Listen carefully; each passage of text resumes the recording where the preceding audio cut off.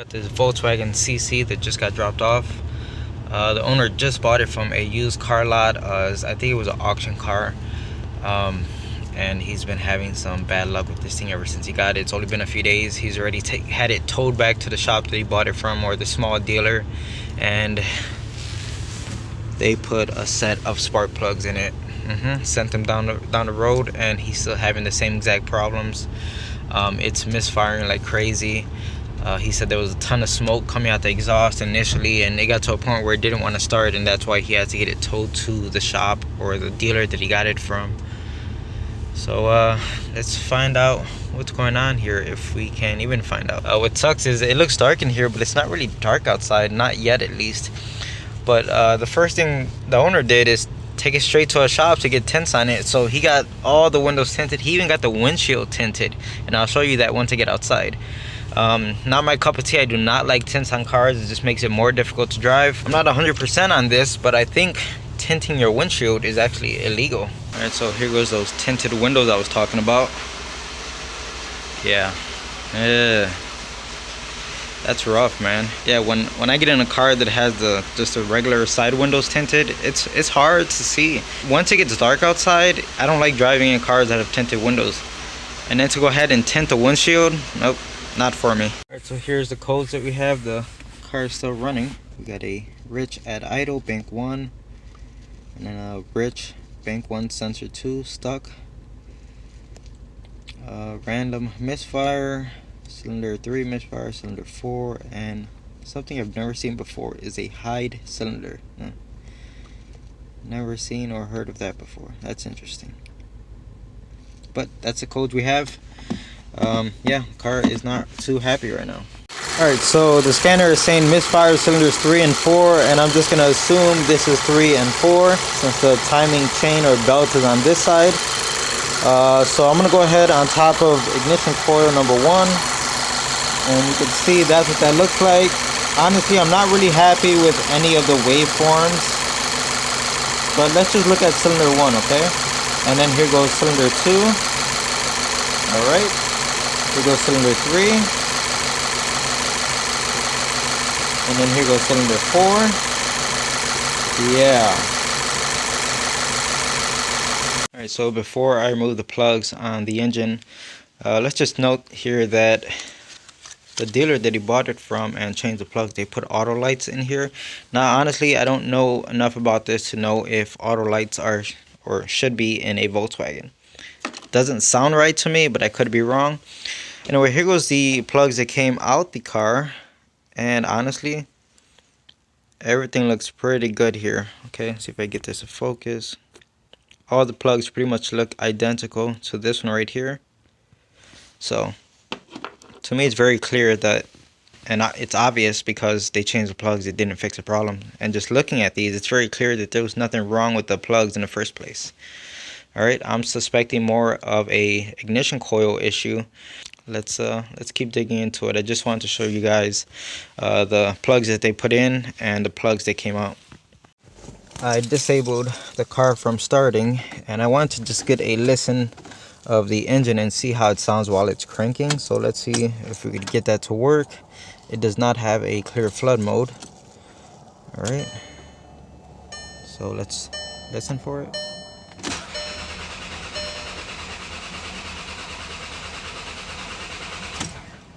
And honestly, it sounds pretty good to me. I don't hear a cylinder that's not contributing. So just something to check off the list. We are not worried about compression really at this point. I'm just gonna keep focusing on the ignition. I removed all of the ignition coils, okay? Got them laid out right here in the same exact order that they came out of the engine. One thing I find interesting is that there's really nothing holding down the ignition coils. You know, usually they have like a small 10mm bolt holding them down. But no, these, once you unplug them, you can just pop them right out, which is interesting. Anyway, let's put that aside. So we had misfires, cylinder 3 and 4, but like I said, I didn't really like the look of any of them, right? So taking a close look at specifically 3 and 4, I don't see anything that jumps out at me, okay? But when we get to number 1, can you guys see that? Let's see if I get this to focus. See that crack right there going all the way down? and if you get the right angle, you could actually see like the metal, this metal behind the plastic right there. So yeah, this thing is definitely arcing. You could even see signs of it right there. You could see the carbon tracking. All right. I'm not sure why we weren't getting misfire codes for cylinder number 1. Who knows? Maybe the people who took out the spark plugs to change them, maybe they just kind of laid out the ignition coils in any order, and when they put them back in, maybe this one was in cylinder number 4 at one point, and when they put it back together, they probably dropped it into cylinder number 1. Who knows? Anyway, yeah, that thing's clearly cracked, and that's a problem. I'm gonna go ahead and pull out the spark plugs just to inspect them, because you never know. Just because they're new doesn't mean anything. Alright, someone could have made a knucklehead mistake and done something stupid. I don't know. But let's check the spark plugs anyway. Alright, so far these first 2 spark plugs are extremely loose, okay? So I already checked them. They're very loose. They just turned without any real force or anything. So let's try the third one. Now, I have not touched it yet. Okay, just look at that. Loose. Check the last one. Alright. Just using my finger here, nothing crazy. Yeah. I mean, I'm not saying spark plugs have to be, you know, over torqued or just, you know, put on like a gorilla. But that is way too loose. I got all the plugs out. I don't see any of them damaged or anything like that. They all look fine. So, yeah. At this point, I'm going to go ahead and put the new plugs back in it. And I'm going to switch ignition coils around. So I'm going to put the one that's cracked on cylinder 4, and the one from cylinder 4, put it in number 1. And then we'll take a look with the scope once again. Alright, and let's go ahead and check the waveforms once again. So this coil was previously in cylinder number 1, and let's check it. And it looks like this is the same signal that we were seeing in cylinder 1 before, okay? Now let's go to this one. This coil used to be in cylinder number 4, and remember it had that really bad signal coming out of it. And look at that, here we have the same exact bad signal. So just as you saw, we have a problem that's following one of the ignition coils, okay? So when we moved it, the problem is with that ignition coil, alright? So it's a done deal. This ignition coil, the one that was previously number 1, clearly has a crack in it. It's compromised. It's going to get a new one. The only ones I haven't touched is the 2 in the center, but you know what, at this point it's going to get all new ignition coils. I'm not going to be messing around with this. So we have to start somewhere. Clearly we have a issue with these coils, and I'm going to talk to the owner about replacing all 4 of them, and we could go from there. If it fixes the problem, great. But if it resolves this issue, but we still have something else going on, then we'll work on that as well. But we have to start somewhere. It's kind of like you got to put your socks on before you put your shoes on, right? Now about the spark plugs, I don't know what to say about that. They were just extremely loose. They shouldn't be like that. I made sure to torque them down. They're all set, nice and tight. Just another one of those things where you go to these small used car dealers, and honestly, they don't care.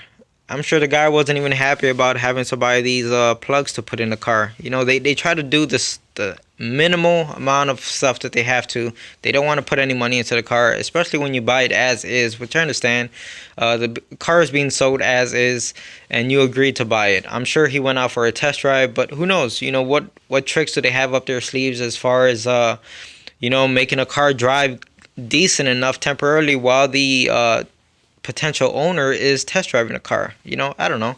So when they took the car back to the used car dealer, before the guy even put plugs on the car, he had the car for like 3 days, and they kept calling him, hey, what's going on with the car? When are we gonna get the car back? He hadn't touched the engine, hadn't had anyone look at it or nothing. All he said was, hey, I've been driving the car for the past 3 days and it drives fine. I don't know what you're talking about. He said I put over 206 miles on the car and it's been perfect.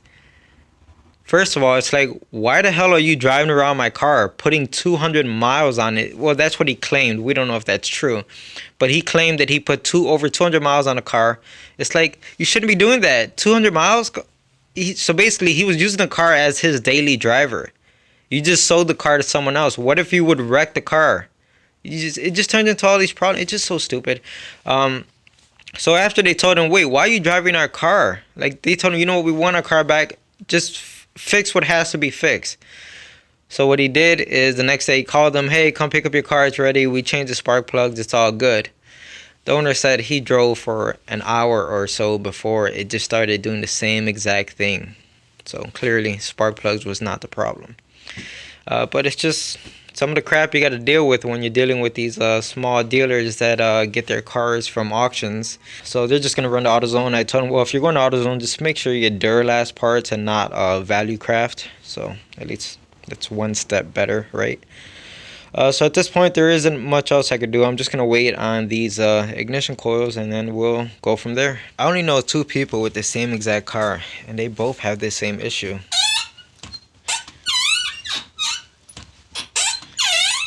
Alright, so I got new ignition coils. We got Duralast ones. You can see I got all the old ones just sitting right there for now. I've already popped these in. The only thing I noticed is they don't want to go in as far. I mean, I guess they're okay, but it just seemed like the original ones, you know, just popped in a little bit further. Like they went further down. I don't know, but I guess it's gonna work. So everything's plugged in. Let's go ahead and start it up.